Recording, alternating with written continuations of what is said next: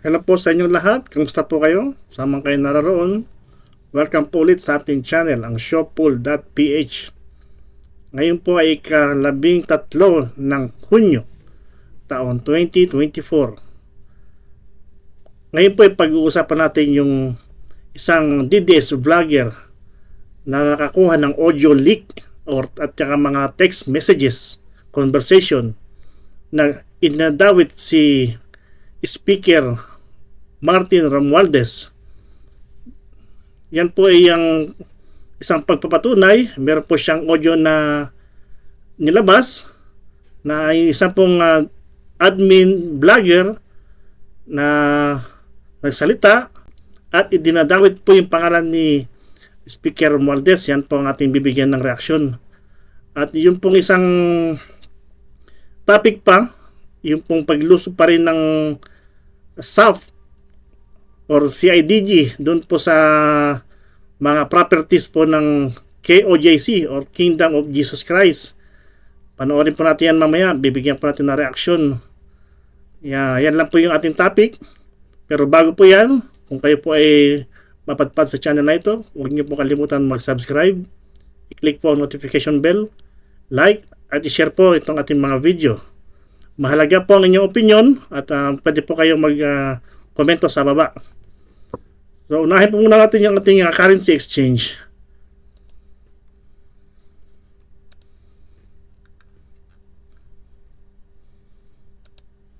Ang 1 US dollar po ay 58.596. Kuwaiti dinar, 191.19. Saudi Arabian Riyal, 15.626. Canadian dollar, 42.582. Japanese yen, 0.373. British pound, 74.756. Euro, 63.068. Emirates dirhams, 15.956. At ang ating pong Hong Kong dollar ay 7.502. So yan po ang ating latest currency exchange. Ngayon po ay punta po tayo dun sa na-leak na audio na isang admin vlogger na ay dinadawit po si Speaker Romualdez. So panoorin po natin yung video na yan. Kung gaano po ba katotoo yan.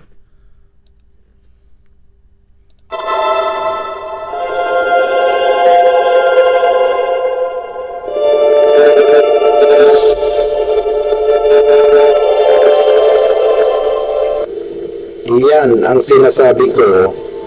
Noong mga nakaraan araw, tinitignan kayo kung ano ang post. Ngayon, ito, katatawag lang ni Sir Archie. Kasi ngayon ibang mga bagong pasok, hindi alam ni RD. Hindi ko pa naiparating. Dahil nga, ngayon, dahil nga yung ibang hirap umikot, hindi medyo yung iba, hindi rin active. Kung ano yung pinatanggal niya noong una, yun ang tinanggal ko. Ngayon, di ba dapat 20,000 ang per month nyo? Ngayon, dahil nga may mga dinagdag ako, ang sabi ni Sir Archie, ninyo, ganito, ibibigay sa akin ng pera bukas, pero tinanggihan ko na ang gusto niyang mangyari, ako ang magbigay sa inyo, bawat isa sa inyo. So yung po nagsasalita, sabi niya, ninyo. Kilala nyo naman po kung sinong ninyo yan. Kung yung hindi pa po nakakilala dyan, yan po isang vlogger ng admin. Yan po ang talagang pag napanood nyo po yung kanyang mga vlog, mapapawaw na lang kayo or mapapailing na lang. Ngayon, binawasan ang 20,000 per month. Ginawang kalahati. Kasi ngayon iba hindi masyado aktibo. Yun ang ginawa ni RD. Yan sabi naman ni RD, pag magandang gawa at maayos at aktibo, may bonus. Kaya lang yung iba, hindi rin ganun ang nangyayari. bukas pala ng tanghali, may Senate hearing sa Senado bukas, deliberation ng budget ng PNP. Kaya, nabago yung alauna. Magte-text daw sa akin si RD o si Sir Archie kung anong oras tayo sa NCRPO. Sabi pa nga, baka gabi na raw tayo. Kaya antabay kayo bukas kung anong update sa akin. At least pinararating ko sa inyo kung ano yung binibigay na impormasyon sa akin. Hindi ko tinatago yung info na binibigay sa akin. Totally, sinabi sa akin ni Sir Archie kanina na ang pera ibibigay sa akin yung pangsahod sa inyo. Kaya lang, sabi ko, sir, wag, ayoko. Mas maganda, ikaw na magbigay. Kasi baka mamaya isipin ng iba, kinaltasan ko o binawasan ko. Siyempre, ayoko naman yun. At di silang nagbigay, alam ninyo. Kaya, bukas, sigurado may sasabihin bukas si sir. Okay.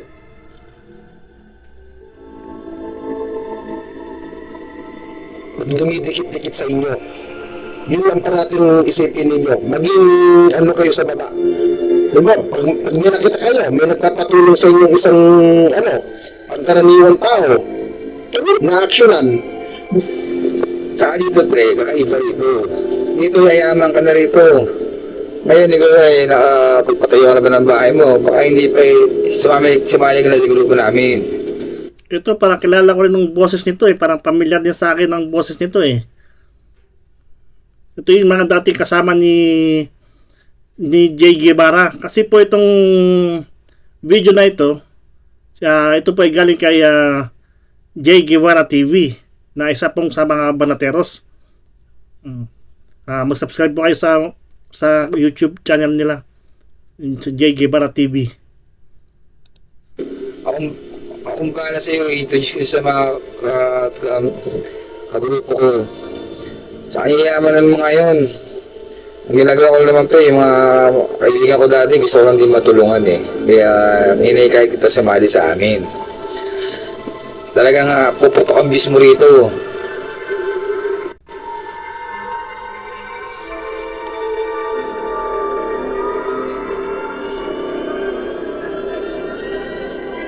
Guys, dito, hindi pinag-uusapan dito kung pro-Marcos ka, anti-Marcos ka, pro-Duterte ka, anti-Duterte ka. Hindi pinag-uusapan dito. Ang pinag-uusapan natin dito, yung pakinabang natin sa mga nag-hire sa atin. Yun ang importante. Hindi pwede sabihin, ay hindi isa ko. Hindi pwede. Magpakatotoo tayo, ha? Kaya tayo nag-vlog para lumita. Yun ang totoo. Okay? Ito ang literal na takbo ng social media. Kaya nga sinasabi ko nga minsan, lahat tayo bayad. Now, dito, ang abitan dito hindi Gcash, cash to cash. Okay? Ang sahod mo rito, 15.30. Pero bukas, dito kayo, anong nangyayari sa meeting. Okay? Hindi ko sa inyo pwedeng pangalanan kung sino ang nasa likod nito. Okay, basta't ang dabis, prepare kayo, tapos yung nasa Metro Manila, may-meeting tayo bukas, magpipiliin ako. Okay, at least meron na tayong taga-probinsya.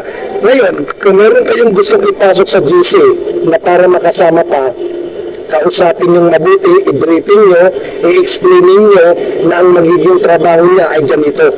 Okay? Hindi pinag-uusapan dito prinsipyo. Ang pinag-uusapan dito, yung kikitain. Okay? Kilala niyo naman ako, hindi ako nagtatapyas, hindi ako nagkakat pagdating sa bayaran ng vlogger. Okay? Ako makinig. Kailan ko ng political vlogger. Political vlogger, kailangan ko gagawa ako ng bagong GC. At yung GC na yun, pag-meetingan natin ito bukas, emergency meeting, bukas.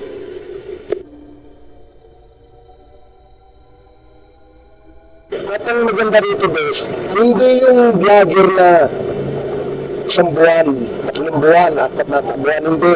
Hanggang election ito, 2028. Ngayon, ang gagawin nyo lang dito, Hindi kayo magbablog na kung anong gusto ninyo. Hantayin ninyo yung ibababato na message sa inyo para yun ang ibablog ninyo. Yun ang gagawin yung story, yung ibababa kong link na story. Ako magbababa sa inyo ng story base sa ibinaba sa akin sa taas. Yun ang gagawin nyo. Hindi nyo kailangan na umikot-ikot. Hindi nyo kailangan umano-ano. Kaya, mas maganda ito kaysa NCRPO. Sa NCRPO, ikot kayo. Dito, hindi nyo kailangan. Puro papuri at pag-angat na kayo yung speaker ng Maldives dito.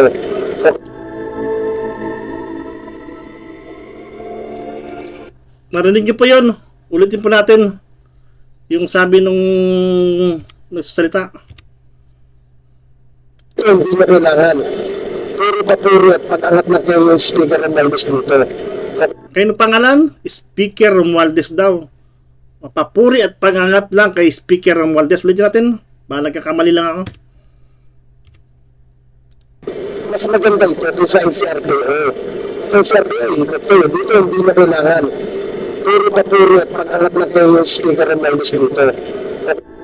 Yan po. Siya po yung nagsabi. Hindi po ako. O hindi po si Mr. J. Guevara. Dito po sa audio po nanggaling yan. Audio leak. Hindi natin alam kung saan nang kinuha ni J. Guevara yung audio na yan. Pati po yung mga, yan po nakikita nyo mga, ito po nakita nyo mga pangalan na yan. Yan po yata yung mga binabayaran. O, tingnan nyo na lang po. Baka may kakilala kayo dyan. Yan po yung mga political vlogger na nirecruit po nitong isa. Yan po ay walang iba kundi sinasabi niya si Nino.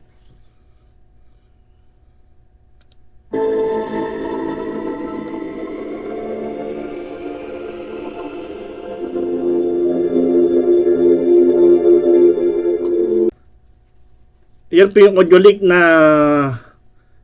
sinasabing dinadawit ang pangalan ni Speaker Romualdez. Ano po ba sa tingin nyo? Ano po ba sa inyong palagay? Pwede po kayo mag-react. Ito ba totoo? O ito po ba gawa-gawa lamang? O ano po ba? AI ba sinasabi nila? Kasi po ito po yung sinasabi ni Senator Amy dati na may pondo para sa mga vlogger. Pinondohan po yan. Ito po yata yung sinasabi na 400 million kung hindi po ako nagkakamali. Paki-comment na lang po o paki-correct na lang po ako. So yan po. Tingnan po natin yan. Abangan po natin yan. Kung gagawa po ba ng komento dyan ang speaker. Kung mag-comment ba sa speaker dyan. Speaker Martin Romualdez. Ano po kaya masasabi niya dyan sa audio na yan. Na mini-mention po yung pangalan niya. At meron po pang mga text messages, doon po yung conversation na nakalagay po na House of Representatives. So, tingnan po natin, abangan po natin yan. Bagamat wala pa po tayong ngayon na update sa ano po bang nagaganap sa ating West Philippine Sea or South China Sea. Yan po yung isa pa nating dapat tutukan dahil napaka-importante po niyan. Dahil po yung ating gobyerno na iba po yung gusto nila mangyari dyan. Parang ayaw po nila makipag-usap ng seryoso dyan sa lugar na yan o sa issue na yan. So, babalikan po natin yan. Ngayon po, punta po tayo doon sa isa pang issue. Yung po nangyaring pag-raid po ng mga staff ng ating mga kapulisan doon po sa mga properties po ng KOJC dyan po sa Davao na pag-aari po ni Pastor Apollo Kibuloy. So, tingnan po natin. Panoorin po natin sila ka-Eric at saka si ka-Peter po. Ito pong issue ng paglusob sa mga properties po ng KOJC. Ito po ay tingnan po ninyo, panoorin niyo po itong mga komento nila ka-Eric at ni ka-Peter. Napaka-importante po ng inyong opinion dito. Dahil po sa yung kabilang side ng PNP, meron po silang sinasabi na tinupad naman nila yung kanilang maximum tolerance. At tingnan po natin yung mga video na ipapanood nila. Meron po silang mga video na ipapakita dyan. Pero yung pong sa PNP, sabi po yung pong ibang mainstream channel na sinasabi na Yun daw pong mga member ng KOJC ay gumamit para po ng mga bata. Gano'n po ba katotoo yan? So napaka-importante po ng inyong opinion dito sa issue na to. Kaya po, kung sakali pong mapanood nyo po ito, kayo po, mag-komento po kayo. Napaka-importante po yung inyong komento dito. Nagsusubaybay sa Pilipinas natin na. Magandang umaga po. Doon ang revolusyon ka, Eric, ha? Oo. Doon tayo nanggaling talaga. Well, siyempre, ang gusto kong parating patiin muna ng magandang umaga ay ang yung ating pinakamamahal na dalawang senior citizen, ano ha? Ang minamahal nating Pastor Apollo Kibuloy, Yes. no? Hindi naman nasisakyan nung nangyari nung isang araw, no ha? At of course, ang ating mahal na Pangulong Rodrigo Duterte. Magandang umaga po sa inyong dalawa at magpakatatag kayo. No? At of course, sa mga taga-subaybay ng Pilipinas nating mahal. No? Ngayon, Peter, 72,000 ang subscribers natin. Oo nga, no? In just 1 month and a half period. Thank you so much. At mabuti binanggit ni Kapeter yun. Kapeter, sisimulan ko po ito sa unang bahagi ng talakayan. Nakikita po ng sambayanan at ng buong daigdig kung gaano ka lupit, karahas, at walang karespeto sa mga sibilyan na tao. Individual, kabataan, kababaihan, at walang bit-bit na search warrant, kundi warrant of arrest. At ang kanilang pagwasak sa mga properties ng Kingdom of Jesus Christ, worship compound po ito. Kapiter, never ginawa ito ni Marcos Sr. na lusubin. Ang isang simbahan at worship compound ay pag-utos niya, even na napaka-critical ni Cardinal C noon. At ang mga sanktuaryo natin noon at ng mga nauna sa inyo kagaya mo, ay mga seminaryo ng simbahan katoliko, hindi po nangyaring nilusog ito ng Philippine Constabulary. Pero nakita natin, Kapiter, ang karahasan, ang kaarogantihan, at kawalang paggalang, pagrespeto sa sibilyan nitong Gestapo Philippine Police na pinamumunuan ni General Marbil ngayon at pinamumunuan at kinukumpasan ni Secretary Abalos, at ito ngayon ang ginagamit ni Marcos Jr. that without even sa pagkonsidera ng isang religious compound naggumagawa ng karahasan. How are you affected, Kapiter, your reaction to this? Well, I'm not scared, first of all, no? Hindi naman sa nagtatapang-tapangan tayo, pero para sa atin na may karanasan na sa ganito, no? Eric, no? Lalo na nung panahon namin, ano? Nung sinalubong namin yung pagkakadeklara mismo ni Ferdinand Ederlin Marcos Sr. ng martial law. Yun, nakaramdam kami ng sa aming kabataan, nakaramdam talaga kami ng takot noon, ano ha? Ang edad mo naman, Kapiter, 72 ang diniklara eh. I was mga 21, 22 years old, ano? Ako yung Panganahan, ano? Oo, bagong panganak ka pa. Yes, correct ka. Baby ka pa lang, ano? No? Para po sa inyong kaalaman, si Ka-Peter po at saka po si Ka-Eric, sila po ay mga dating mga kaliwa or mga miyembro ng NPA. At sila po ay may mga katungkulan po dyan. Yan po, sabi po ni Ka-Peter, naabutan niya po yung pagdeklara ng martial law natin ni Pangulong Marcos Sr. Ito naman po si Ka-Eric, si Ka-Eric po, siya po ay tumiwalag nung pong panahon ng NTF-ELCAC na pinamunuan po ni Pangulong Duterte.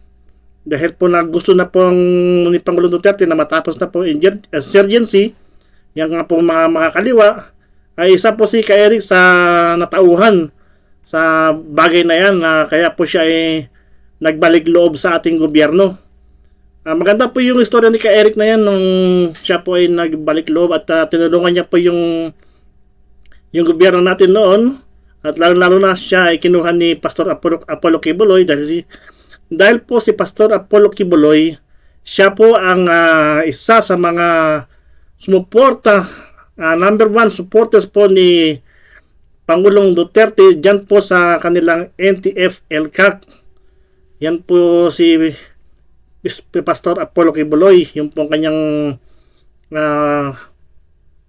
yan pong SMNI na channel na yan. Sila po yung talagang mahigpit na kalaban ng mga makakaliwa. Yun lang po. Kung meron pa po kayong alam o na hindi ko nabanggit, muli po, inaanyayahan ko po kayong magkomento sa baba para po sa mas malalim na kaalaman. Pero itong kanilang, yung nasaksihan ko mismo. Yan, no? Yan, no? Yan, yung mga... Religious compound to, ha? Ay, Mountain ito at Glory Mountain. unbelievable, no? Unbelievable.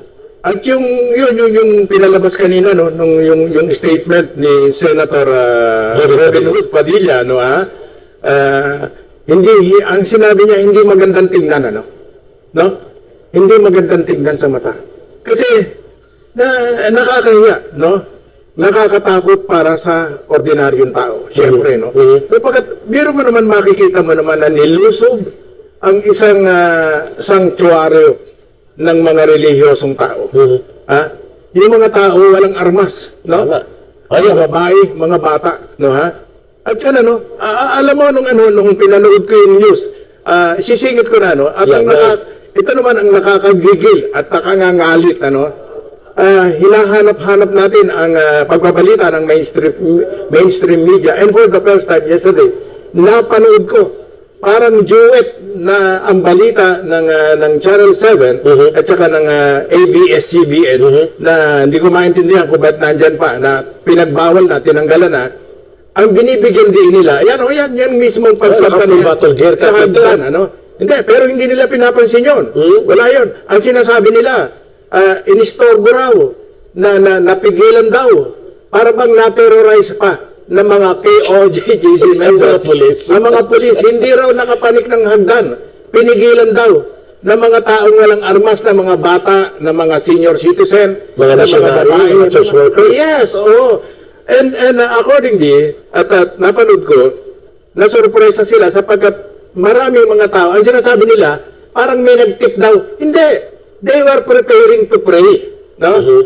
Nandun ang mga tao sapagkat Every 4 a.m. nagpipray sila eh. Every 4 a.m. nagpe-pray sila. Dumating a little past 3 o'clock in the morning, yung mga pulis, ano, yung mga SAP, no, yung CIDG component, ano, at ang sinabi ng spokesperson ng PNP, si no, Colonel Jean Fajardo. yes, nakakaawa because he was fed with fake news, no, that wala naman siyang choice kundi bilang spokesperson, kundi sabihin niya kung ano yung inutos sa kanya na sabihin, no? Tama ka. Nagulat din daw ang SAP, ang mga pulis, sapagkat somebody picked up, no? Meron daw nagulat daw sila, nakahanda. Nandun daw yung marami raw tao. Nagdadasal nga ng alas 4 ng madaling araw. Exactly. And equally, nagulat din yung mga tao na bigla silang dumating, no? At napakaganda ng paliwanag ng mga abogado, no? Hindi lang nung mismong abogado ng KOJC. Ano pangalan mo, si Attorney Torion. Yes, si Attorney Torion. Napakaganda ng kanyang paliwanag, simple lang. Walang search warrant. Merong warrant of arrest. At yung warrant of arrest, kung isa-serve mo yun, kakatukan. Tama. Kakatukan. Hindi na gagamitin ng ganito. Yes. At ang warrant of arrest, ang huhulihin mo, specifically kung sino yung mga taong nakasulat dun sa warrant of arrest, sa specific address. Hindi mo pwedeng pagsabay-sabayin. Yes. Kung saan yung address, no? Pero, sabay-sabay, no? 5 kapiter, ha? May Kitbog sa Sarangani, Samal Island, Prayer Mountain, Glory Mountain, tsaka yung sa Davao Cathedral. So, pwede ba yun? Sabi ng mga abogado, Yes. that is impossibly allowable in the rules of procedures of serving the warrant. Kaya merong malaking ipapaliwanag ito ng no less than the chief PNP himself, no? General Marbil. Kasi kung ang Kingdom of Jesus Christ, yung mga taong na perhisyo ng paglusob nila yun ay magdidemanda, I think, I'm not a lawyer, pero I think no less than the Supreme Court will have to hear. And yung mga abogado ng DILG, ng PNP, kinakailangan ipaliwanag nila. Sabihin nila kung bakit nila ginawa yan. Alam mo, ang nakikita ko lang makapag-justify niyan, para huwag ipakulong yung chief PNP. Sasabihin niya, martial law na po. No? beloved justices of the Supreme Court, Yes. sinusunod po namin ang utos ng Presidente. Na sapagkat hindi pa pwedeng diskartehan mag-isa yan. Hindi ako naniniwala na pwedeng diskartehan mag-isa yan. Kapitan, napakaganda ng tinuturan mo na may pananagutan ditong Chief PNP, even the President and the DILG Secretary, for a very apparent, undeniable, excessive, violent use of unproportional force sa religious compound, religious group, at the same time, civilian, unarmed, mga bata, mga babae. But hold your line, kasi pupuntahan natin yan maya-maya sa magandang talakayan. May narito pong talakayang ulat na gusto nating tungayan. Hindi po natin pwedeng baliwalain yung sinasabi ng dalawa na yan, si Ka Eric po, lalo na po si Ka Peter. Dahil po si Ka Peter po, bagamat hindi siya abogado, pero napakalaki po ng kanyang experience sa mga ganyang klaseng kaganapan. Kaya po, pwede po yung timbangin, pwede po kayo manood sa ibang mainstream media, kasi po dito sa SMNI, yan po talaga yung kanilang tinatalakay. Meron po sila mga abogado yan. Kagaya ng sabi ni Ka Peter, bakit hindi lumabas yung mga abogado ng PNP para magpaliwanag kung ano bang masasabi nila dyan sa nangyari na yan. At yung pong mga abogado ng SMNI, napakadami po ng paliwanag nila dyan. At pwede po kayo manood. Kayo po ang magtitimbang sa SMNI o sa GMA7 o sa iba pang estasyon. Pag-aralan po natin kung sino po ba yung mas nakakaangat po yung reason, kung ano po ba yung kaya yung mga kahulugan niyan nangyayari na yan. Kayo po at tayo po ang makapagsabi kung sino po ba ang nagsasabi ng totoo. Muli po, kanya-kanya po tayong opinion dito. Kaya ang mahalaga, kaya importante po ang inyong mga opinion dito.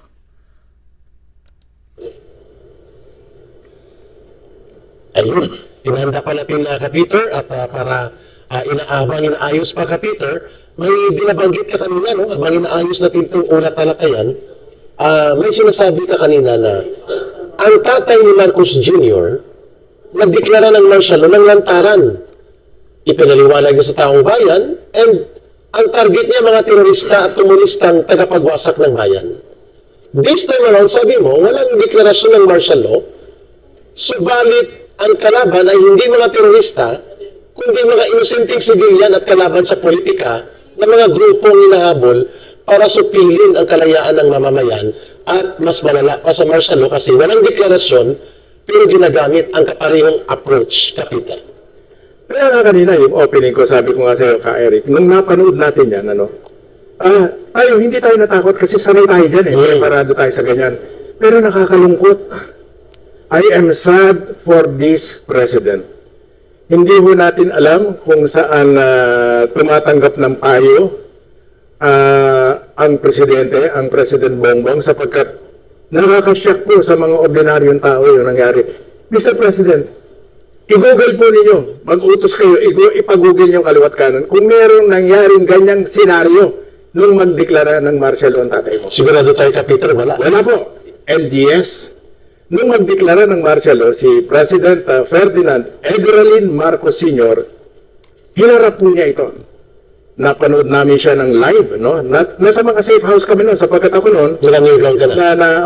kabababa lang namin noon, bumutas kami mula sa Sierra Madre, yung kainitan nung ina-atras pa yung mga armas noon na nanggaling ng China. Yung mga inismuggled na mga M14, ano? At nung nagdeklara ng martial law si President Marcos ay nasa mga safe house kami. Napapanood namin siya ng live on television. September 1972. At kanyang ipanaliwanag sa mga taong bayan na nandito ako, sabi niya, yung presidente ninyo, at kinakailangang magdeklara ako ng martial law. Sabi niya. At katatapos na ito ng Plaza Miranda. Yes. Mamin. Pinirmahan ko na, sabi niya, yung executive order na Proclamation 1081. Yes, Proclamation 1081 na nagdideklara ng martial law. Bakit ako nagdideklara ng martial law? Sabi niya, ipinaliwanag niya na kumakatok na sa Metro Manila yung mga NPA. Totoo yun. Kami magpapatotoo. Hmm. At ipinaliwanag niya. Sabi niya, maging ako ay hindi makapaliwanag. Nagulat ako nung inireport ni Minister Juan Ponce Enrile at kinumpirma na may dumating na nag-smuggle ng armas sa Palanan, Isabela. At involved ka sa pagsalo ng armas. Yes, makakapagpatunay ko. Kami yun. Naging bahagi ako ng operasyon na yun. Kasama mo si late General Victor Corpus. Yes, oo. So, nung ipinaliliwanag niya yun, nakikinig ang taong bayan kasi it was shown live on television. No? At yung paliwanag na yun, yung pagdideklara na yun, makinig po kayo, mahal na Presidente. Makinig po kayo, President BBM. Learn from your father. Matuto po kayo sa karanasan ng tatay niyo. Huwag kayo makikinig dyan sa mga payo ng mga tambaluslos na mga nasa paligid ninyo na ang yung mga tao na yan, ilulubog kayo niyan. Ang layunin niyan ay sila ang mamuno sa 2028 sapagkat alam niyang hindi na kayo tapos na ang term ninyo. No? Kaya nga gusto nilang baguhin ang konstitusyon. Manood po kayo. Balikan ninyo ang kasaysayan. Yan po yung lagi kong sinasabi sa aking mga nakarang topic. Bago po tayo magtapos, lagi sabi ko, tulungan po natin si Pangulong Bongbong Marcos na ipagdasal po natin siya, na maliwanagan po siya sa nangyayari po ngayon sa atin sa Pilipinas, dito sa atin sa Pilipinas. Na sana po ay magampanan niya ang tama ito pong kanyang administrasyon ngayon. Sana hindi siya patuloy na magpadala sa mga sabi-sabi ng mga mga nakapaligid sa kanya. Yan po yung lagi ko sinasabi sa ating mga nakaraang video. Sana po, sana nga walang kinalaman si Pangulong Bongbong Marcos dito sa mga issue na yan, na siya ay bibigyan lang ng maling impormasyon. Dahil po yung nangyari po nakaraan, yung mga video po na ginagawa ko, yung pong nangyari doon sa Yolanda, na maling impormasyon po nabigay sa kanya, at meron pa pong mga iba. So balikan nyo po yung aking mga video, makikita nyo po yung mga sinasabi ko. Hindi po pwede itong ang napanood ko ngayon, nakakagulat. Uulitin ko, hindi po yan nangyari sa isang deklaradong martial law na hinarap ng tatay niyo sa taong bayan. Ang ganda ng punto na yun, Kapiter. At yun pong pagsasalita ng tatay ninyo ay tinanggap ng taong bayan. Sapagkat may batayang tama. Yes, ipinaliwanag na kumakatok na ang mga NP. At totoo naman nun. Sapagkat halimbawa ako, bumutas kami mula sa Cagayan, mula sa Isabela, Palanan, tumawid kami ng bundok, almost 1 week na lakaran namin yon. At kami ni Vic Corpus ay magkikita sana kami, naka-schedule kami, pupunta kami ng Mindanao para sa expansion. Naipit kami dito sa safe house at ako'y inalibang sa aking anak, yung panganay ko noon. Kasi bumaba. Yes, so nakita ko for the first time, na dati sa picture ko lang, at bumugad sa amin bigla. Yung martial law. Noong September na yun, na idinideklara. No? Hold mo na, Kapiter, kasi nandito na yung ulat talakayan natin.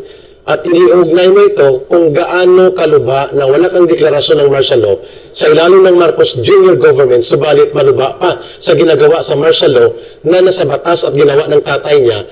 Kung bakit, sabi mo kanina, sapagkat sa tatay niya, terorista ang nilalabanan at mga komunistang mga tagapagpabagsak ng gobyerno. Ito, ang ginagamitan niya ng dahas ng Estado ay ordinaryong sibilyan na mamamayan, religious organization, and religious community. Tugayan natin ito.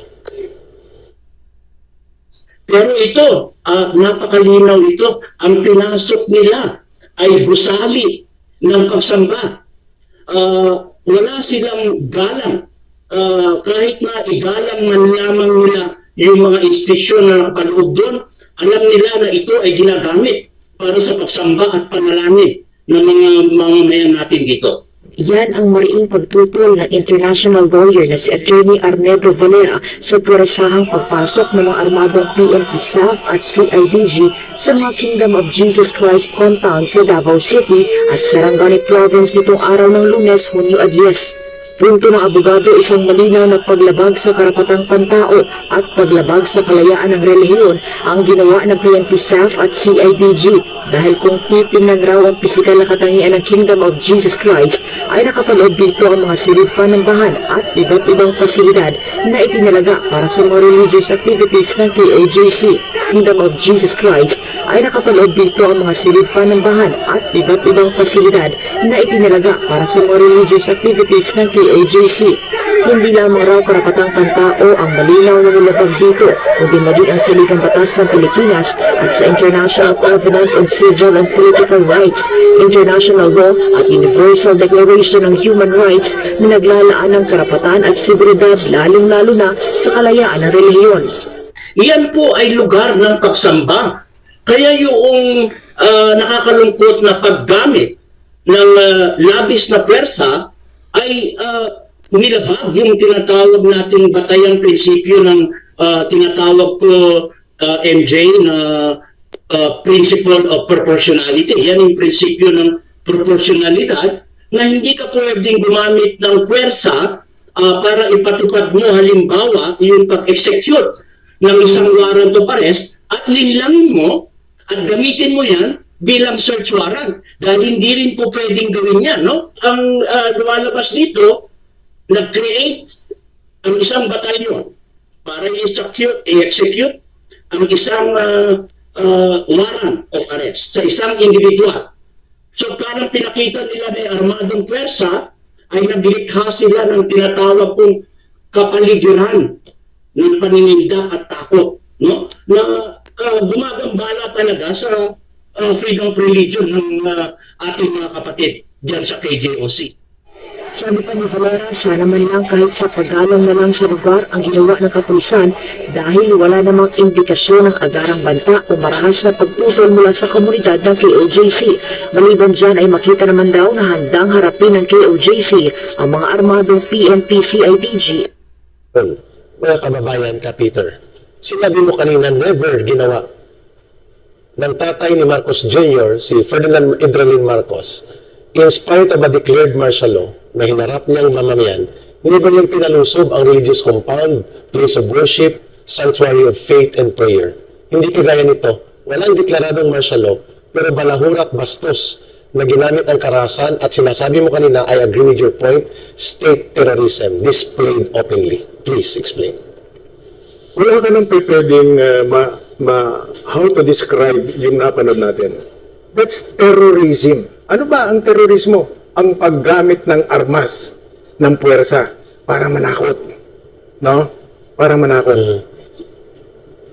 Sino ba? Sino ba ang kalaban ng terorismo, ng mga terorista na dapat ay susugpo sa terorismo dito?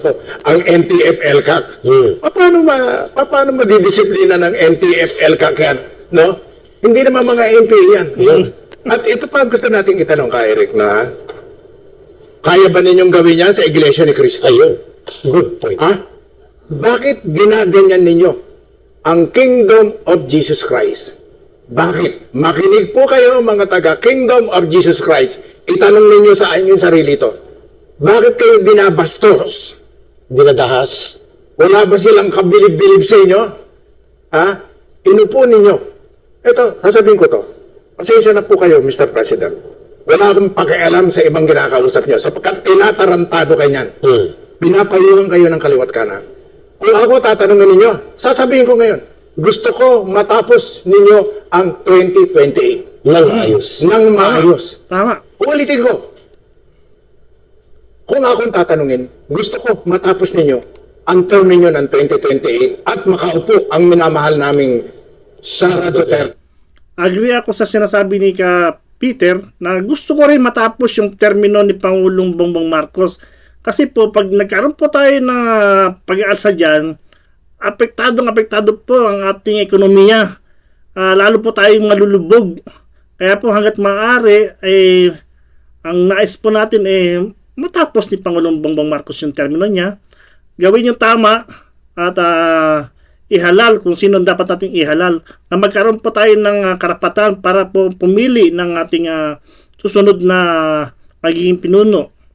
Bagamat tayo nga po sa nangyayari na yan, marami po ang nagsasabi na sumuporta sa dating Pangulo, sa mga sumuporta kay Pangulong Bongbong Marcos na sila po ay nabudol, ganun na po talaga ang nangyari. Pwede naman lang po natin i-correct yung ating pong mga pagkakamali. Tingnan po natin. Pagbaba ninyo ng maayos. Subalit sa nangyayaring ito, paano nyo i-reverse yung situation na yan? Ha? Ginugulo. May gumugulo ng gobyerno ninyo. Kami ba ang mga nagsasalita? Pupupo na kami. Sinasabi namin sa inyo. Pero yan po ay isang manifestation na you are being misled, Mr. President. Hindi po nakakarating sa inyo ang mga totoong nangyayari. Paano kayo dyan? Paano po kayo dyan? Politically, morally. Uulitin ko. Kaya ba ninyong gawin yan sa Iglesia ng Cristo? At trasmahan ba? Sasagutin ko na kung bakit hindi. Hindi nyo pwedeng gawin yan. Hindi ko alam kung si GPMP ngayon ay member ng Iglesia ng Cristo. Isa pa yun. Ilang general, marami pong sitting retired general and sitting general, active colonel, senior officers, lalong-lalo na sa PNP, marami yan. Ng Iglesia ni Cristo. Ang members ng Iglesia ni Cristo. Hindi nyo pwedeng gawin yan sa Iglesia ni Cristo. Natatandaan natin, nagkaroon ng krisis Sa panahon ni Pinoy. ng panahon ni Pinoy na kung saan nag-away mismo ang pamilya ng mga Manalo na na-hostage, na nawagan ang isang kapatid mismo ni Manalo. Hanggang pinto lamang. Tiklop ang polis. Ang mga PNP kumakatok. At nakikita namin sila live, no? Pinanunod namin sila. Tiklop sila. Pero itong ginawa ninyo, pinadala ninyo at pinuwersa ninyo, nakita namin, giniba ninyo yung gate.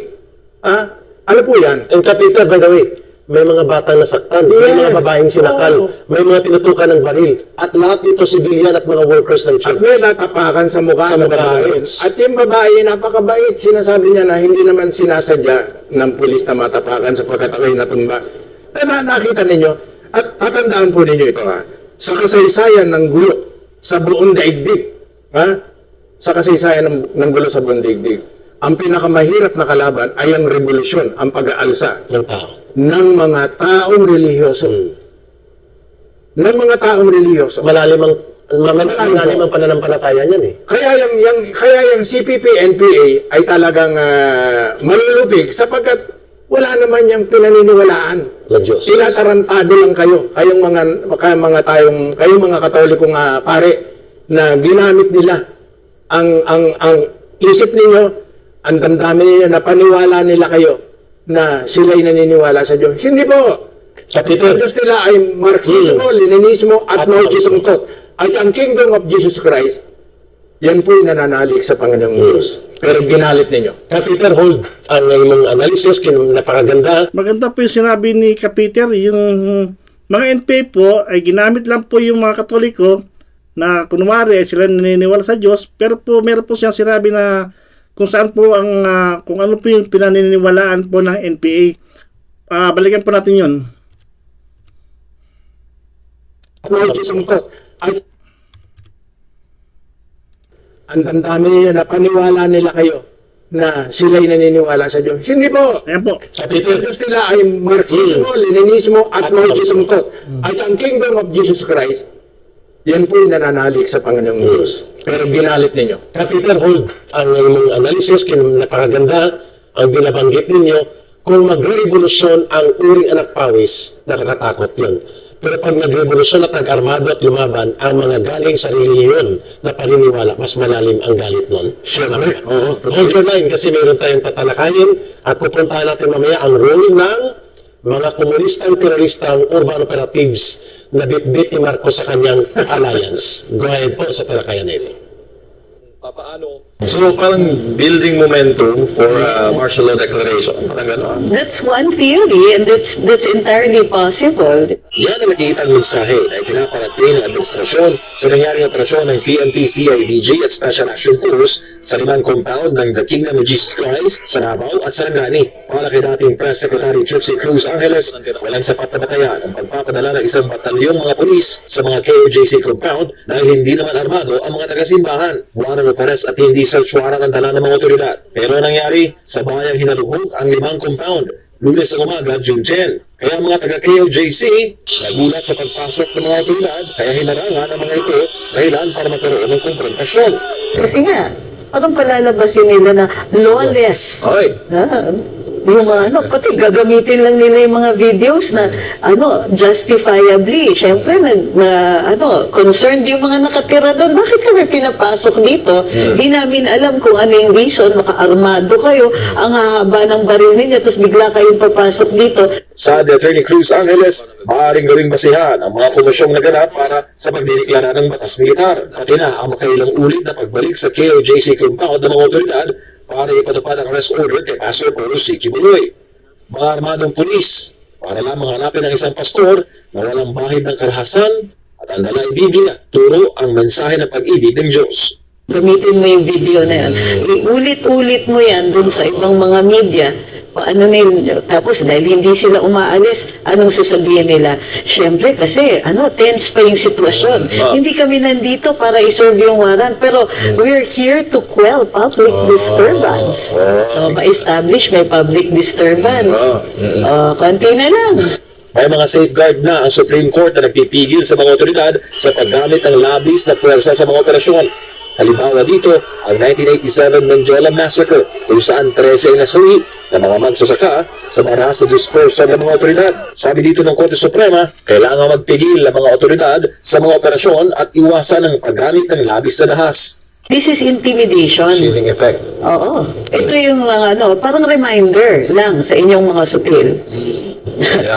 na kaya namin gawin ito sa inyo. Kinasyon naman ni Cruz Angeles ang kawalan ng paliwanag ng gobyerno sa mga ginawa sa KOJC. Bukod dyan, lumabas din ng mga balita na umano'y papatawa ng suspension order si Davao City Mayor Baste Duterte. Ginawa ring issue ang war on drugs sa Davao kung saan pinagtatanggal ang mga pulis na sakop ng operasyon. Nais namang paimbestigahan sa Kamara ang drug use ng mga kawani ng Davao City Hall. Kung may pakipa sila sa iniisip ng mga tao. Pero ngayon nakikita mo, walang comms. Walang nag-i-explain, walang nagme-mitigate.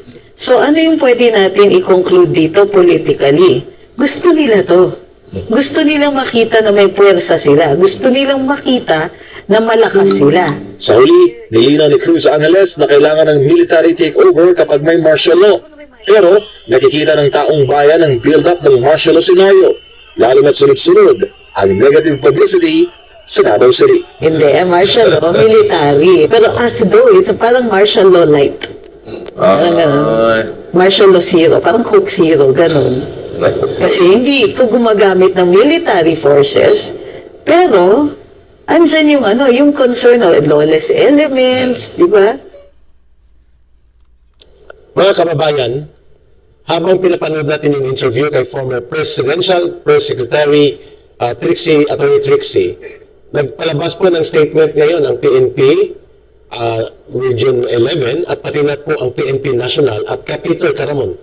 Pati si Secretary Abalos may kumakalat na statement, I think kaling sa kanya to, sa official page na to Sabi niya, kung pupunta ka doon sa Kingdom of Jesus Christ, isa o dalawa, tapos sabi niya, hindi siya pahuli ng buhay, delikado yan. At ang banggit niya, kaya yan ay pinag-iisipan, pinag-aaralan, at talagang pinaghahandaan. So, combat preparation talaga ang ginawa pala nila Abalos at ng PNP.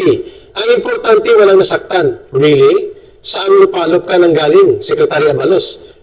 Hello? Gising ka ba o tulog? Habang sinusulat ito. Wala nasaktan ka, Peter, sabi niya. In fact, kung makikita ninyo, ang mga tapes, baliktad pa. Ang water cannon nila, ang mga police, hello? Totoo ba? So, Peter, mukhang wala na sa wastong pag-iisip itong nangyayari sa pamunuan ng gobyerno that even the LG Secretary can lie directly through his teeth at papaniwalain niya na ang dinahas pa at ang naging biktima mga pulis na mga pang-combat trained, well-equipped with combat operation with snipers, etc. Yun daw ay dapat pinagandaan kasi hindi na pauhuli ng buhay si Pastor Kibuloy. Sige nga, Peter. Alam mo, pinanood natin kanina yung paliwanag ni Attorney Trixie Angeles, Tutukan na lang natin. Siguro ang kulang na lang nasabihin ni Attorney Trixie kay President BBM ay huwag na kayong lumayo pa. Kung talaga maghahanap kayo ng matinong tagapayo and speaking of martial law, nandyan ang inyong legal chief counsel, si Secretary Juan Ponce Enrile. He is 100 years old, I understand. Pero lahat ng karanasan nandyan, lalo na ang martial law. Sapagkat siya, I understand, ang chief implementer ng martial law. An administrator for martial law declaration. Yes. And he's a lawyer. At andyan, matanda na, of course. Pero sariwang-sariwa pa ang pag-iisip. At kung hihingi kayo ng payo, hinggil sa pagpapatupad ng martial law, you confront the issue, Mr. President. Harapin po ninyo. Huwag kayong gumilid-gilid. Huwag kayong makinig. Diyan sa mga nasa paligid ninyo na ng lahat ng yan ay gusto lamang naghahangad ng pagkamakasarili. No? Nakikisawsaw sa poder ninyo. You exercise yung power ng presidente, Mr. President. Ikaw, alam yung isip mo. Huwag yung mga katabi mo. Huwag yung mga nasa paligid nyo na pinakikialaman yung pagpapatupad mo ng batas. Mali po, Mr. President. Ulitin ko, tanungin mo ako. Gusto ko matapos mo ang term mo ng 2028. Basta maayos ang pamamaraan. Pero hindi po yan ang pamamaraan. Correct. Hindi ko pwedeng persahin yan. No, ha? Mula doon sa 20 pesos per kilo na bigas na pinangako mo na hindi mo pa nasasagot, balikan mo yun. Hindi mo pa pwedeng takasan yun. Hindi mo pa pwedeng persahin ang issue na para makalimutan yung pinangako mo 20 pesos per kilo, ay gagawin mo yan. Ha? Hindi po yan ang solusyon. At kung nag-iisip ka magdeklara ng martial law, magsalita ka sa taong bayan, ipaliwanag mo Anong basis mo nito? kung ano ang basis na katulad ng tatay mo. Correct. Learn from your father, Mr. President. Ayun. Nandiyan ang nanay mo. Malakas na malakas ang si Doña Imelda Romualdez Marcos. No? Nandiyan ang kapatid mo, si Senator Amy Marcos na may isip na, no? Na nagtayo ng kabataang barangay. Bilang suporta sa pagdideklara ng martial law ng tatay mo. No? Makinig ka diyan sa mga kamag-anak mismo, kadugo mo. Huwag kang makinig diyan sa Romualdez na nasa sa Kongreso. Sapagkat, idagdag natin pa kay Eric, pinag-usapan natin. Speaker Romualdez, huwag po kayong makinig mabuti diyan sa aktivistang kanin, aktivistang luma na nasa tabi ninyo. Papayuhan kayo yan ng kung ano-ano na mga dating nasa kaliwa. Wala pong ituturong magaling sa inyo yan. Kung ang intention ninyo ay maging presidente sa 2028, ulitin ko, sinabi na namin ni Eric dito yan. Kung totoong interesado kayo, sabihin ninyo anong programa ninyo. At kung makukumbinsin nyo kami, tutulong kami sa inyo. Hindi para guluhin namin yung political program ninyo. Kung maganda ang layo ninyo sa bayan. Pero, yung ginagawa ninyo, yung paglusob na yan sa Kingdom of Jesus Christ, mga may problema sa ulo ang nagpayo niyan. Kahit po si Senator Amy Marcos ay nagsalita na dyan sa nangyari na yan, kahit siya po, sabi niya, siya ay nagulat dahil po siya ay nandyan po sa Davao nung nangyari po yung paglusob na yan. At sabi niya, kahit siya ay nagulat, naakala niya raw ano nang nangyayari at meron pang mga chopper na lumilipad bukod po sa mga pulis natin dyan na batalyon ang lumusob po dyan sa iba't ibang lugar ng properties po ng KOJC. Nagsalita po si Senator Amy dyan, bukod po kay Senator Robin, at hindi po natin alam yung ibang senator, ano po yung kanilang pahayag dyan. Mas maganda sana kung magbigay rin sila ng kanilang opinion dyan, kung sila ba ay pabor sa nangyari na yan, o ano po ba yung kanilang komento dyan. Napakahalaga po ng komento ng bawat senador at ng bawat congressman na nandyan po sa ating gobyerno na nakaupo sa mga nangyayari na yan. Napakahalaga ng kanilang opinion para po tayo ay maliwanagan bilang isang mamayan Pilipino. Kailangan po natin malaman ng kanilang opinion dyan sa mga sitwasyon na yan. At ulitin ko, no? Pananagutan po ito ni GPNP at ipapaliwanag ninyo ito kung hindi inutos ito ng presidente, Yes. diskarte ninyo. Mag-resign po kayo. Ayun. Peter, may gusto itanong dito, may nag-message sa atin. Gaano daw ka seryoso ang ginawang abuso ng PNP na para mga Gestapo, Nazi, Army ni Hitler, ang kanilang kondukta at hindi professional law enforcers. Walang bit-bit na warrant of arrest. Search warrant. Warrant of arrest, sabi ng mga abogado, cannot substitute a search warrant. Number 2, hindi sinunod ang rules of procedures of the court. At yung pinapalabas pa ni Secretary Avalos na ang dapat sisihin sa mga kaganapan ito ay ang mga taga-Kingdom of Jesus Christ. We would like to get your reaction on that. Yung inosenteng sibilyan at mamamayan at mga reliyosong mga mananampalataya ng isang religious organization na hindi mga terorista, siya ngayon ang sinisisi ni Avalos. Kung bakit dapat ginawa daw ng PNP ang ganung aksyon ay dahil sila po ay sinaktan daw ng mga Kingdom of Jesus Christ. Kaya Peter, please, I like yung tawa ni Peter. Tawa-tawa pa si Avalos. Sila parang, abogado ba to? Hindi. Ay, abogado siya, pero parang hindi abogado. Alam mo nga, Eric, if I may, habang nagsasalita ka, alam mo itong kasalukuyang Chief PNP, hindi ko kilala to eh. Alam mo, naalala ko, habang pinag-usapan natin ng mga Chief PNP, naalala ko yung mga naging kaibigan nating Chief PNP. The likes of Arturo Lumibaw. Magaling yun. Mga siga ito, magkagaling to. Edgardo Agripay, si Igay. Hindi ko masyadong nakanig yun, pero yung Chief PNP na taga Pangasinan, naging classmate ko yan sa security training, si Chief PNP si Jess Versosa. Si Versosa. Magagaling yan. At saka si Sunny Razon. Sunny Razon. Ito kaya hindi ako naniniwala na ganito ang kategorya. Pardon me, Mr. Yung kasalukuyang General Marbil. General Marbil. Siguro dahil hindi ko kayo kilala.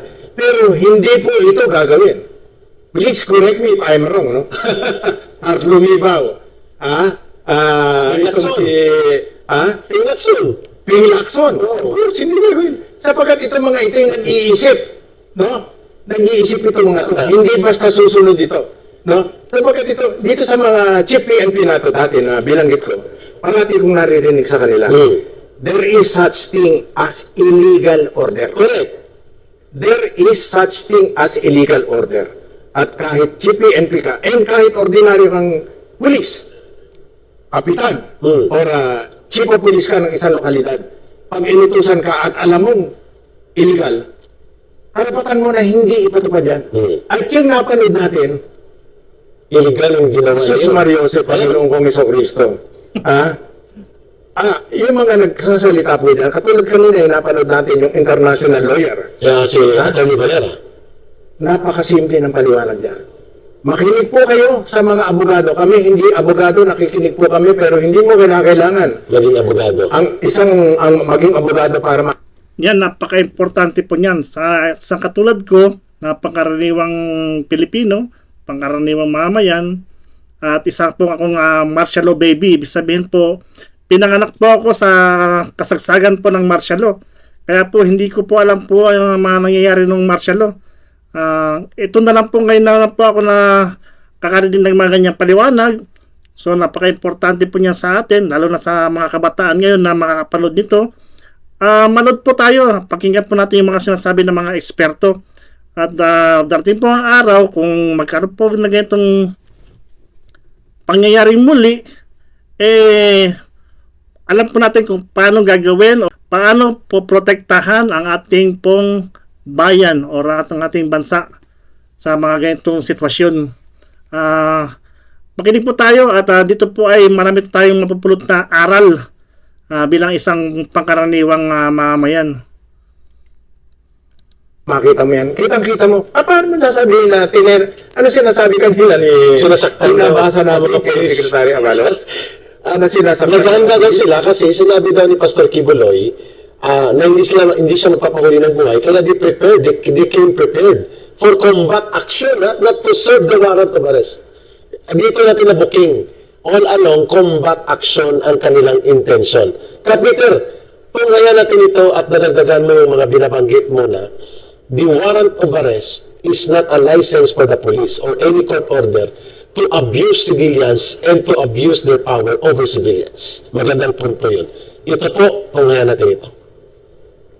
Na lagi natin sinasabi na maximum tolerance po talaga yung ating i-implement sa paggaganitong service of warrants of arrest. But again, nakikiusap po tayo doon sa mga supporters po ni Pastor Kibuloy na sana po, payagan po na makapasok po doon sa area itong ating mga pulis dahil yun naman po ay implementation ng isang, sabi ko nga, isang valid warrants na inisyu po ng ating korte. Siguro mas maigi na hayaan na lang kung pumasok po yung ating mga kapulisan, pwede naman po nilang samahan yan, yung kanilang mga officer, just to make sure na po na ma-check yung kaloob po ng itong mga areas po dito to confirm nga po yung veracity ng information na possibly nandoon po yung ibang mga ibang mga akusado po. Tila taliwas sa mga pahayag ng PNP ang tinura ng daan-daang police personnel at elite force nito mula pa sa Region 10, Region 11 at Region 12 nang una ng tangkain ng ilang miyembro ng PNP Special Action Force ang pagpasok sa isa sa mga gate ng KOJC compound gamit ang hagdanan pasado alas 3 ng madaling araw ng Lunes, June 10, 2024. At sa mga oras na iyon, ay wala pang natatanggap na formal na papel o mismong warrant mula sa mga otoridad ang mga taga KOJC para pahintulutan ang operasyon ng pulis sa loob ng compound. Bagay na hindi nga pumayag ang mga miyembro ng Kingdom na makapasok ang mga pulis nang walang ipinapakitang katibayan ng kanilang operasyon. At hindi pa dyan nagtatapos ang tila arroganteng kilos ng mga tauhan ng PNP ng ransakin naman nito ang isang gate na yari sa Yero sa Glory Mountain na isa rin sa mga compound ng KOJC sa Barangay Tamayong, Kalinan, Davao City. Bukod sa mga sinirang pag-aari, mayroon ring pinusasan. May mga nasaktang miyembro ng Kingdom habang nagpupungulit ang mga pulis na makapasok sa lugar. Ayon sa isa sa mga katiwala sa lugar, maging ang mga bata na trauma sa mga pangyayari. Isang kabanataan nila ito sa kanilang buhay na hindi nila makakalimutan. Kining panghitabo karon dili og dili gani na mo kalimutan. Okay, may mga bata nga nagsipa. Aming mga pictures documented na tanan. Naluoy ko kay may isa dito si Hector Gibalibag na tapos i-inspection ako karon dito na pay nakahandcuff. So murag sakit na niya nga asa naman ang human rights. Yun. Ang mga babae diri kapit bisig na jud kay gibungkal na nila ako. Naagid ko kay naagid ko giun sa nila pagbungkal. Naagid ko tanan naka-document yun ni sa tanan. Ang nasabing aksyon ng PNP ay agad na kwenesyon ng Legal Counsel ng The Kingdom of Jesus Christ, Attorney Israelita Torion, at sinabing dapat na sumunod ang PNP sa rules bago nila isagawa ang nais nila sa mga lugar na subject o target ng warrants. Ilang beses na silang pumasok dito, pinayagan naman natin pumasok at bilang ko nga, mga pang-3 o pang-4 na ito na pasok nila dito, pinapasok naman natin sila. So, doon po, sa tingin ko, foul. At saka simultaneous service, dito sa Central, dumiretso sila akyat-akyat, parang SWAT team sila. Sa mga pulis naman, mga sir, baka pwede, we will just stick to the rules. Yung rules naman natin insofar as service of search warrant and warrant to arrest are very clear. Dapat mag-stick lang tayo. Naniniwala naman si Atty. Torion na may panahon na mananaig rin ang katotohanan at malalasap rin ng mga inaapi ang katarungan. Di sa lahat ng panahon na sa pwesto tayo, dapat isipin natin na ipairal natin ang ating batas. Samantala, aminado naman ang PNP na maaari namang isilbi ang isang warrant of arrest o search warrant sa isang individual sa mahinahon at maayos na paraan. Gate ni PNP PIO Chief Police Colonel Jean Fajardo, dapat maipatupad ng maayos ang koordinasyon ng pulis sa mga lugar na target ng warrant para maiwasan ang anumang sakitan o tensyon kung saan taliwas nga ito sa mga arogante at puwersahang pagkilos ng mga pulis habang nilulusob nito ang ilang pag-aari ng KOJC. So kung meron po tayong information na nandoon po yung tao po na yun, ay kailangan po talaga natin pasukin. Pero pwede naman pong daanin yun sa magandang usapan at magandang pakikipagnegosasyon para hindi nga po humantong sa anumang tension po. Sa huling impormasyon ng PNP, di ko nilang nakuha ang kanilang hinahanap sa 5 lugar na naging target ng kanilang operasyon. Okay. Mga kababayan, nakakalungkot po na napipilitang magsinungaling ang mga matatalino at magagaling na police officers like si Atty. Gian Pardo. Colonel ito at the same time. Kasi sa lawyer, Lawyer ito. At si Amalos, abogado din. Peter, malinaw po na black eye, durog na durog sa public opinion ang PNP. Bugbog sarado sila sa galit ng mamamayan because of excessive, abusive, violent use of non-proportional force laban sa religious community, civilians, unarmed, kabataan, kababaihan, at walang nag-exercise ng command responsibility kung hindi ang utos assault as if combat zone ang pinuntahan nila at ginawa nilang combat zone ang buong Davao City, hindi lang ang Kingdom of Jesus Christ. Peter, as an observer of history and as a commentator sa nagaganap sa lipunan na ito, gaano mo tinitingnan ang ganitong kaliba na mga sitwasyon na tahimik pa rin si Marcos Jr. sa lantarang abuso at pagkawala ng profesional na antas ng pagkilos ng PNP just because of political persecution operations? alam mo, Eric, yung failure ng PNP, ng gobyerno dyan, ayun, kanina lang, inamin na mismo.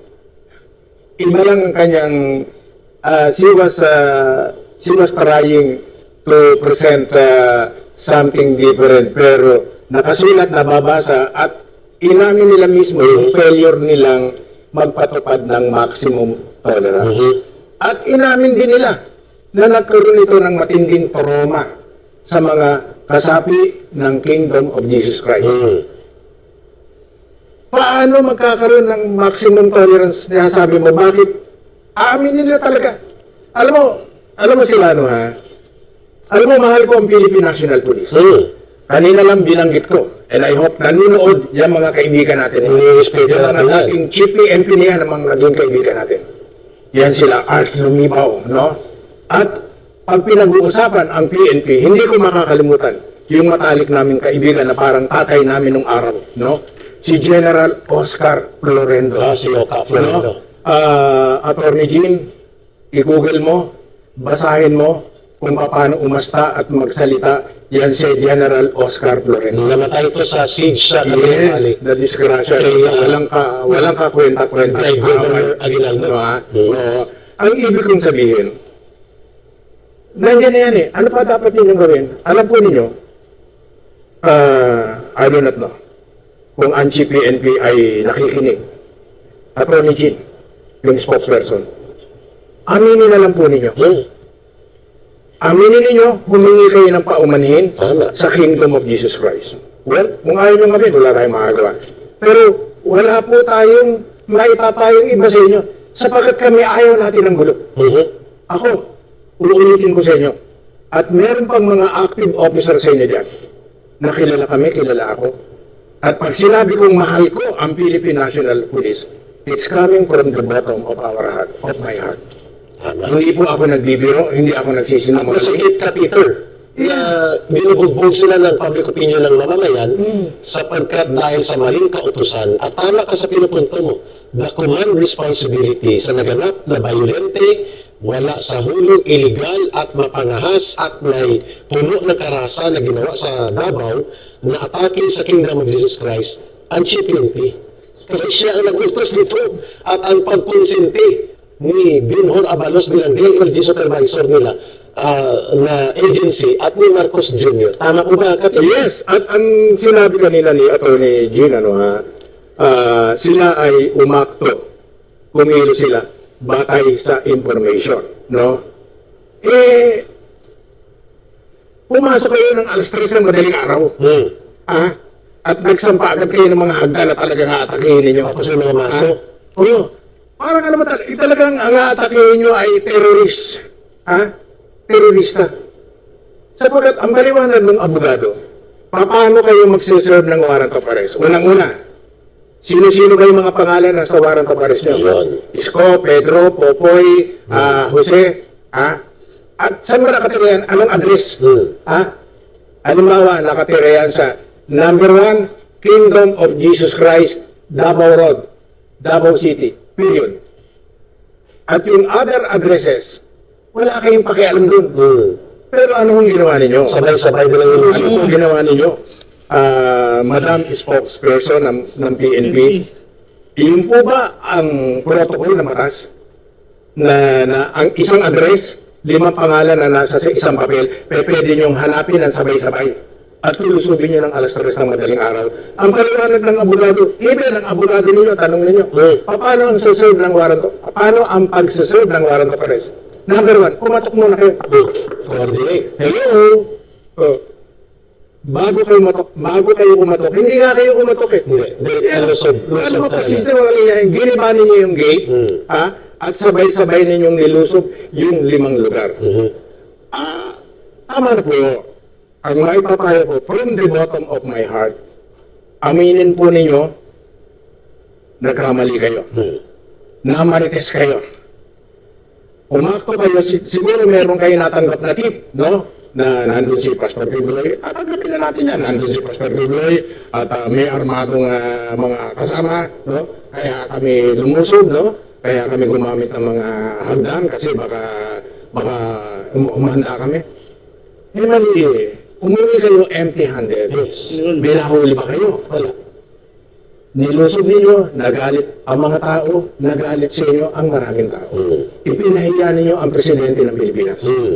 At ngayon, ang lumalabas na usapan dito, ang sinisisi, siyempre, ang sinisisi ng Kingdom of Jesus Christ, ang presidente Bongbong Marcos. Kasi siya may accountability. Of course, sapagkat hindi sila naniniwala na gagawin niya ng chief PNP. Lamang. Siya lang. Na siyang mag-isa. Tama, agree. Good. Pero ako, I'm giving the bet, let me give the president the benefit of the doubt. Sabi nga ng mga Amerikano, no ha?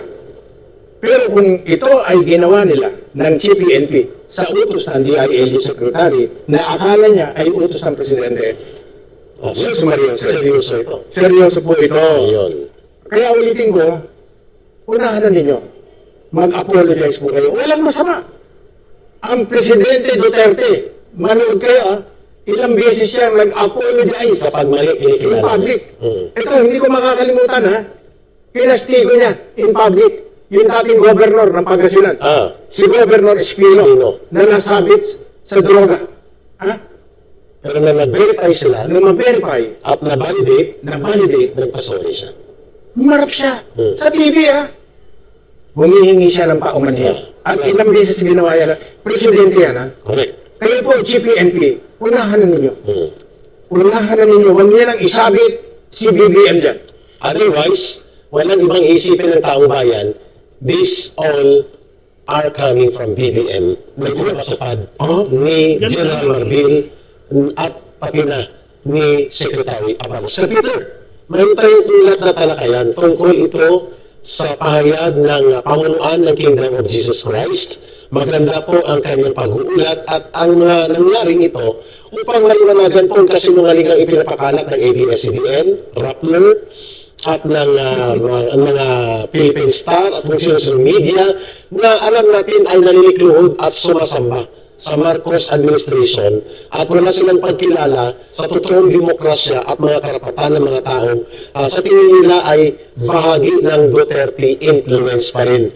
Kung kaya, ang tingin nila, marapat na labagin ang mga karapatan at demokratikong garantiya sa pangangalaga sa karapatan pantao ng mga inosenteng sibilyan at kasapi ng Kingdom of Jesus Christ. Tingnan natin ito, Kapit.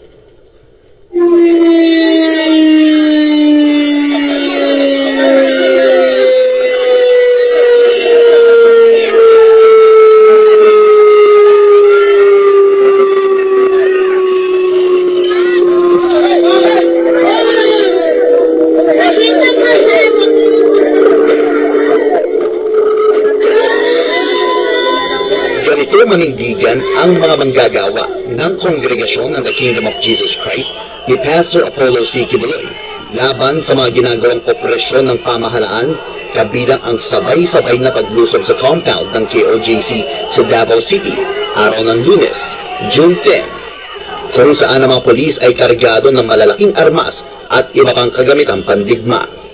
Ang mga haka-haka ng pagpapadala ng 2 batalyon sa Davao City para kay Pastor Apollo C. Kibuloy ay nabigyan linaw nga sa paglusob sa mga KOJC compound.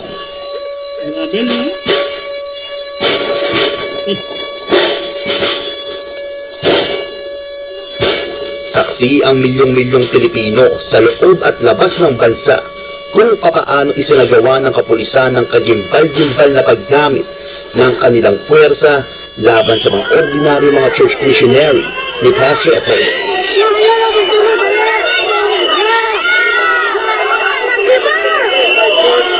Karamihan sa mga nasaktan ay ang mga kababaihan at ilang kabataan na estudyante pa ng Bible School na nakatikim ng bota ng pulis habang hinaharangan ng mga ito sa kanilang illegal na pagpasok sa compound.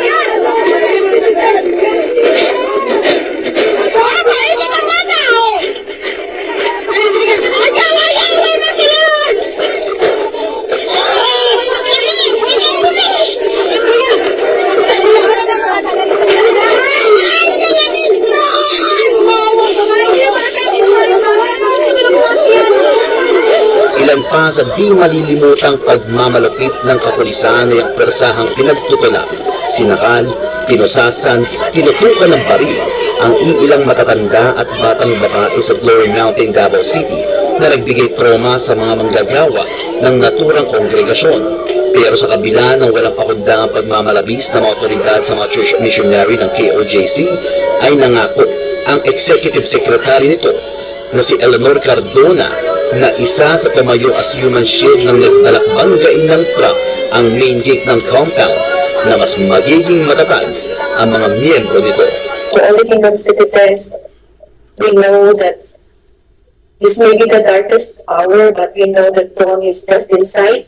Malapit na ang mukhang wayway, ang tunay na pagbabago, ang tunay na pamamahala, tatayo sa katotohanan, tatayo tayo sa katarungan, at alam natin na wala rin ibang gagamitin. Ito sinasabi ko na ngayon pa. Nabi ko na kanina, mark this day, remember this day. Because hindi talaga mananaig ang kasamaan. This one kingdom nation is strong. We stand as one. We are united more now than more than ever. Mas malakas kami ngayon. We are bolder and we are going to stand firm in our commitment, especially to our beloved pastor, wherever he is now. Pastor, lahat kami in behalf of the 7 million strong Indian citizens dito sa Pilipinas, sa iba't ibang dako, hindi nakita nyo kanina anong nangyari. We service that with you, we will stand strong for you, for the whole kingdom nation, for the ministry, because we know the truth. Alam namin ang katotohanan, alam namin ang pagmamahal mo sa aming mga kaliwa, sa kaligtasan, hindi lang namin po sa buong sanlibutan. Alam namin na pure yung puso mo, kaya naninindigan kami, lahat kami. Hanggang mamatay para sa iyo, Pastor. Mga kababayan, Peter, very clear na ito ay isang state-sponsored, state-ordered terrorism. No doubt. At black eye na black eye, durog na durog dito ang reputasyon ng PNP. But of course, sabi mo kanina, accountability and responsibility, hindi na iwasan isisingil kay Marcos Jr., isisingil kay Binong Abalos bilang DILG Secretary na may supervisory authority sa PNP at sa namumulong general, ang Chief PNP na si General Marbel. Subalit yung mga taong sa likod dito ay dapat rin papanagutin sa ganitong nangyayari sa Marcos government, very similarly sa breakdown of leadership niya at sa kanyang mga kapalpakan. Number 1, ang CPP, NPA, NDF, nakasabwat ng kanyang pinsan at nagsisilbing attack dog and consultants. At ang pangalawa, ang pabidabidahan, ayun ko bakit nagsenador ito si Risa Ontiveros, iniintriga ang lahat at kulang na lang ay pakialaman niya ang bawat buhay ng mga individual na independyente at mga namumuhay ng direkta sa direksyon ng paglilingkod sa simbahan ng Kingdom of Jesus Christ. Obsessed ito si Risa Ontiveros sa Kingdom of Jesus Christ, hindi lamang kay Pastor. Ito mga taong ito, ang panawagan nila, ang PNP daw failure. sa ginawang paghahanap at pag-aresto kay Pastor Kibuloy at sa mga tauhan nito at leaders na may warrant of arrest. Pangalawa, sinasabi nila na dapat lamang ang itong mangyaring ito, sabi ni Raul Manuel, ang NPA recruiter, na dapat ito ang banata ng pulis, pusasan sa liig at sa kanyang lalamunan sa sobrang pag-tolerate at pag-campaign sa NPA, ay siya pang may ganang maipa-aresto si Pastor na hindi pa naman convicted at atakihin ang democratic rights ng mga mamamayan sa Kingdom of Jesus Christ. Si Franz Castro ng Alliance of Communist Teachers at ang Gabriela. All of them may pananagutan din sa breakdown of leadership ni Marcos Jr. Tama po ba, Kapitan? Alam po ninyo, ano? Alam mo ka, Eric, ano ha? Baka ito ay hindi naiintindihan ng Philippine National Police. And idamay na po natin ang GPNP at ang Presidente mismo.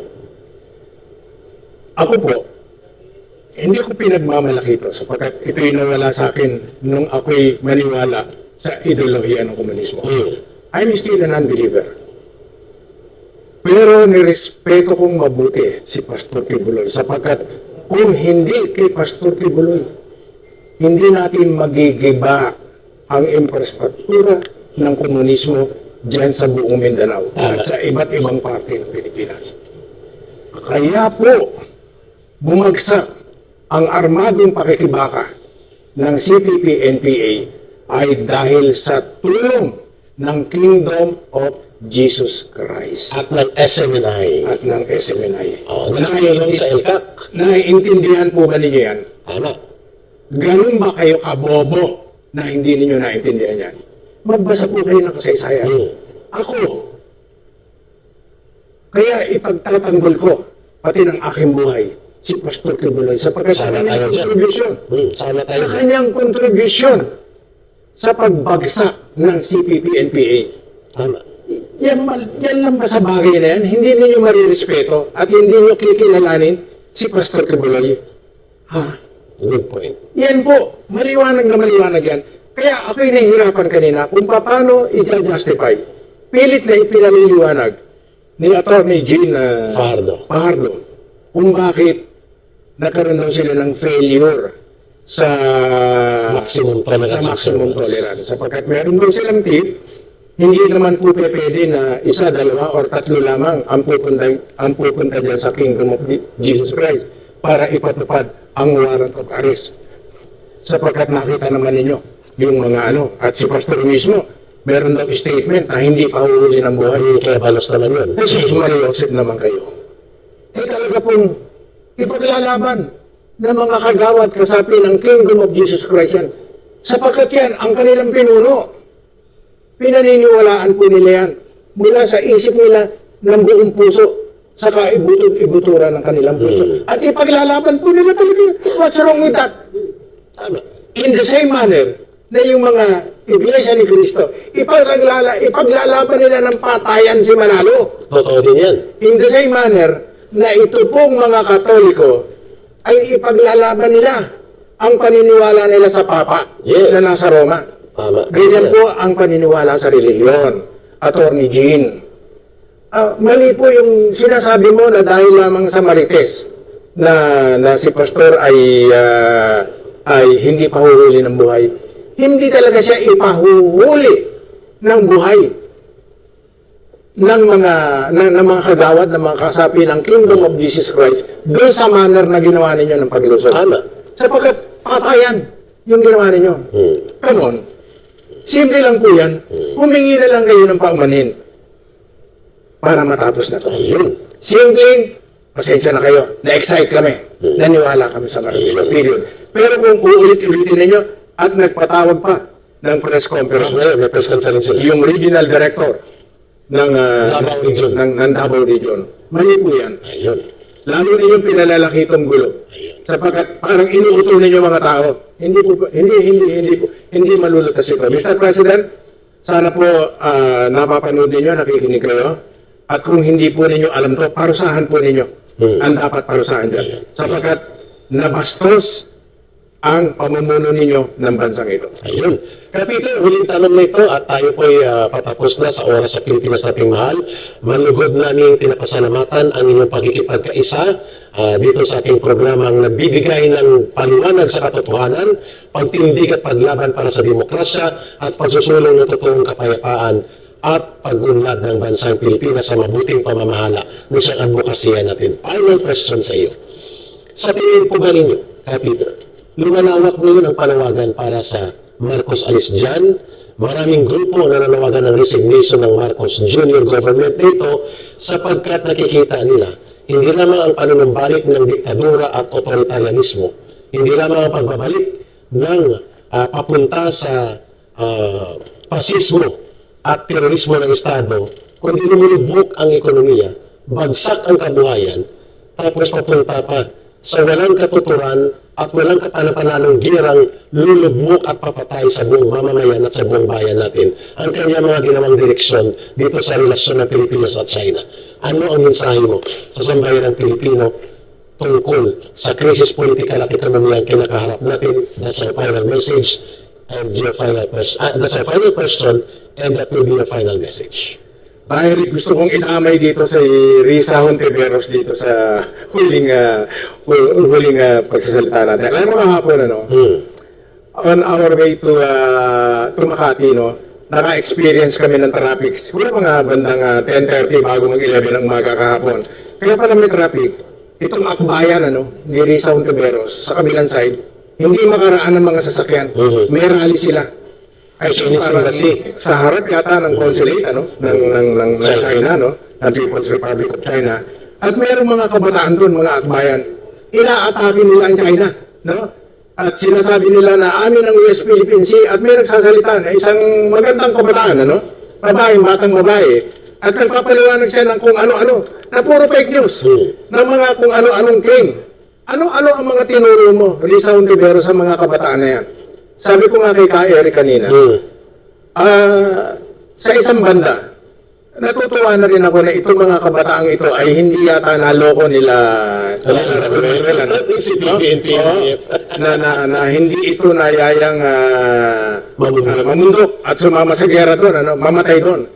Pero nakakatakot din sapagkat itong mga kabataang ito ay pinapain sa gera dyan sa West Philippine Sea. Sa solsol nila Hontiveros. Sa solsol nila Hontiveros. Mali po yan. Mga kabataan ng akbayan, wala pong kwenta gera. Sapagkat yung kasi traffic, napakinggan namin briefly yung sinasabi ng batang babae na inaatake niya China. Grabe atake niya. Basahin mo kasaysayan o di kaya i-google mo. Kung nakapanood ka nung press conference mismo ng mga congressman na ginawa nila sa Zambales, pinagalitan sila ng mga mangingisda. Sinabi sa kanila, alam po ninyo, dati hindi na kami nakakapangisda rito nung panahon ni Pinoy. Kasi nakaaway yung China, hindi kami makalapit yan. Pero nung umupo si Duterte, ang unang-unang inareglo ni President Duterte ang kabuhayan namin. For the first time, nakalapit kami. Biglang ang daming isda. Pero ngayon, hindi na naman kami makalapit. At yan, ang problema, itong mga kabataan ito, hindi nila naintindihan yung issue na yun. At sila ay isinusubo sa gera. Huwag po. Huwag kayo makinuha. Hindi natin kaaway ang mga Chino.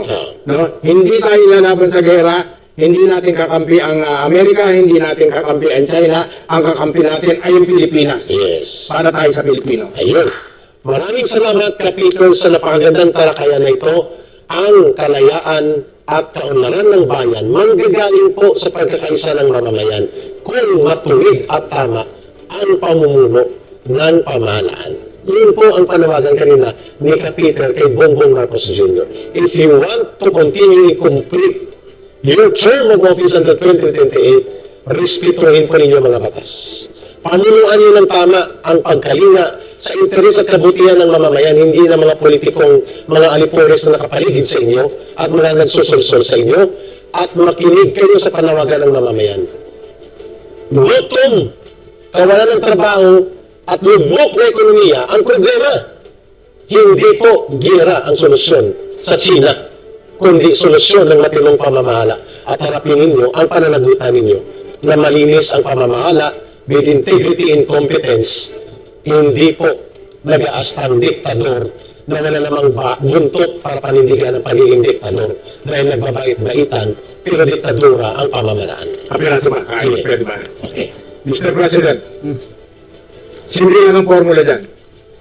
Huwag na ninyong hulihin si Pastor Kibuloy. Alam po ninyo, pag nahuli niya yan, napakalaking problema niya yan.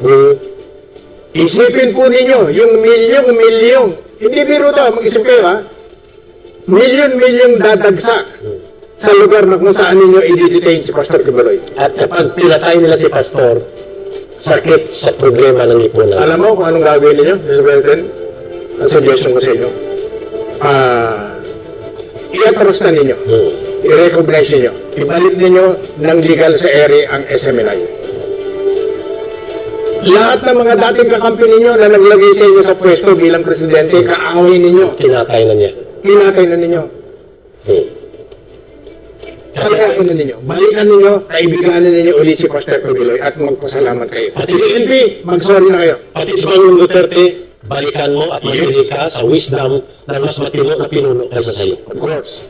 Mga kababayan, kasama ko po si Karamon, si Peter Mutok, at ako naman si Ka Eric. Nagsabay-sabay po kami ngayong araw na ito dito sa paglilingkod sa bansang minamahal natin at ito ang programang dinadaluyan ng kasaysayan at katotohanan sa pagkakaisa ng mamamayan para sa mabuting pamamahala, demokrasya at kapayapaan dito sa Pilipinas nating mahal.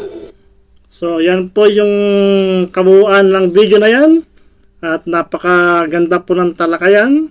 Sana po meron po tayong napulot na aral, lalong-lalo na yung mga kabataan natin. Kayo po yung pag-asa sa mga susunod na henerasyon. Naway maging aral sa inyo ang mga nangyayari na ito sa atin. At ito po yung gamitin natin sa mga darating na panahon kung sakali po magkaroon ng ganitong mga pangyayari muli. At muli po, ako po ay gusto ko po kay Pangulong Marcos na matapos niya yung kanyang termino dahil tayo rin po ang maapektuhan yan, ang ating pong ekonomiya ng Pilipinas. Mababa na nga, mahirap na nga, lalo pa pong bubulos at papabayan pag yan po ang nangyari na magkaroon po ng mga pag-aalsa yan. Ako po, naniniwala po ako sa akin po, kung aking opinion, naniniwala po ako na kay Pangulong Marcos na medyo hindi siya aware sa mga nangyari na ito. Maaring may mga nakapaligid sa kanya na bibigyan siya ng maling informasyon o maling advice. Dahil po, bakit ko po nasabi yan? Dahil po nung panahon na tatakbo siya bilang Pangulo at nung panahon nakipag-usap siya kay Vice Presidente na si Sara Duterte. At yun po maganda po kanyang adhikain. Maganda po yung kanyang plataforma na itutuloy po yung ginagawa ni Pangulong Duterte. Noon po panahon na yun wala pa po nakapaligid sa kanya. At malinaw po sa atin na suportado niya po lahat ng mga nasimulan noong nakaraan administrasyon. Yun po, malinaw po. Kaya nga po tayo naniwala sa kanya. Nagkagulo-gulo lang yan nung naupo na si Pangulong Marcos Jr. At ito na, nandyan na po yung mga nakapaligid sa kanya, nakialam na at nawala na po siya ng kontrol. Ako po, naniniwala po ako doon. Kanya-kanya po tayong opinion yan. Kung meron po kayong sariling opinion sa nangyari na yan kay Pangulong Marcos. Kaya nga po ako, lagi ko pinagdadasal na sana po ay malinwanagan na si Pangulong Marcos Jr. dito sa mga nangyayari. At napaka-importante po ng opinion niya. At sa mga nakapaligid sa kanya, ipagdasal din po natin sila na gawin ang tama. At ito nga po ang nangyari po nung kahapon na nung pag-celebrate ng 126 na Independence Day ng ating bansa, ay nagsalita na po si Vice President Sara Duterte at malinaw po yung sinabi niya na yung pong unit team ay nangyari lamang noong panahon ng eleksyon. At nung pong natapos na po yung eleksyon at umupo na po si Pangulong Marcos, silang dalawa, at nakialam na ang mga nakapaligid sa kay Pangulong Marcos na wala na po ng magandang tinatahak ang unit team.